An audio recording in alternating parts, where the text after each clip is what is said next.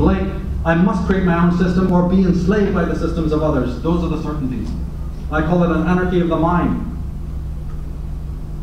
An attitudinal freedom. No master above, though. No slave below. Freedom is the gift you give yourself. Another act of the self for the self.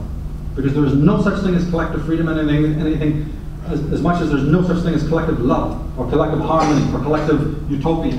There's only your freedom. Your way of seeing that even makes the most dire consequences into something immense. Something personal to you that others did not see in it. Now this imperial self, as I said, is defensive. It does not interact with others or have relationships. The self has relationship only with the self. Otherwise it immediately ceases to be a self. It's like your shadow in a way. It goes where you go. And most people don't think it's possible to have a relationship with oneself. It's still a kind of a new concept in this healing mode that we're going through. It even sounds preposterous to most ears. A genuine selfishness, that is, a genuine concern with discovering what is to one's self-interest, an acceptance of the responsibility of achieving it, a refusal ever to betray it by acting on blind whim, mood, impulse, or feeling of the moment, an uncompromising loyalty to one's judgment, convictions, and values represents a profound moral achievement. As I said, this opens the door. This opens the door to the way forward.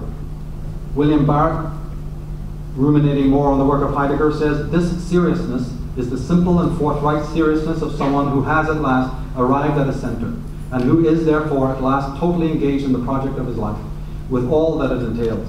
This person exists under the eye of eternity, and therefore what he does in the moment is absolutely real. That is authenticity. And it's the transcendence, the lightness that we're talking about. You don't do it, you are. We're back to the Nietzsche being, Rollo May's analysis of Nietzsche. Being is a category which cannot be reduced to interjection of social and ethical norms. It is, to use Nietzsche's phrase, beyond good and evil. To the extent that my sense of existence is authentic, it is precisely not what others have told me I should be. See, it's the spirit of rebellion, even attitudinally, even if you can't apply it physically. It is not what others have told me I should be, but is the one Archimedes point that I have to stand on from which to judge what parents and other authorities demand. They can demand it, but you don't have to fulfill it. But that morally superior, centered being, who's imbued with the aestheticism, has no easy job, obviously. And he must defend himself constantly from the barrage, must free himself from others, and then even free them from himself. Remember the dependency? I'm going to be vigilant. If I express my true love and not allowing you to lose your center, I will not allow you to lose your center in my life. If I do so, I am violating sovereignty, my own and yours. Zero tolerance for the lie. Aleister Crowley puts it in the strongest words possible. Because the question arises, is such a man moral in the normal way? Is he virtuous? Crowley says absolutely.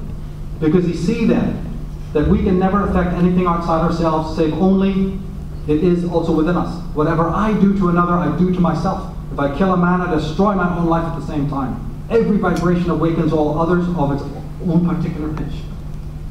To harm another is to harm oneself, said Socrates. So yes, there is a morality involved. The man is fighting, but he is a moral entity.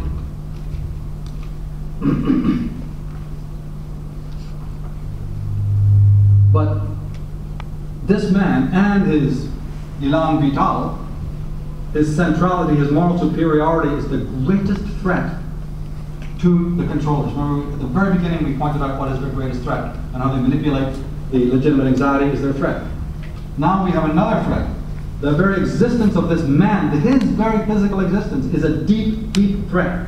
And so a great deal of the mechanisms and the orcs that they unleash is to stop this very process from taking place. Education, medical, television, media, the lot. They wish to obliterate that person. Or, another way they do it is to make it so stressful to be that kind of person that you go banging at the gates of the global village, let me in, I can't take it out here.